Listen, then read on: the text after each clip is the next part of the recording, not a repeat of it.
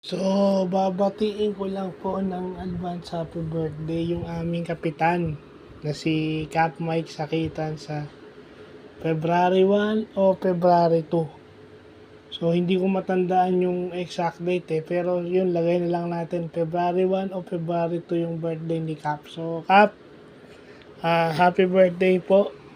Napadaan lang para bumati ng happy birthday. More birthdays to come at saka sana naalagaan nyo yung inyong kalusugan dahil hindi naman biro yung inyong trabaho. Napakalaki ng problema ang kinahaharap nyo. Kasi kahit problema ng ibang tao, pinoproblema nyo pa. So, wala na po iba sasabihin. God bless po, more birthdays to come at sana po malusog kayo parati. So, yun lang po. Advance happy birthday ulit.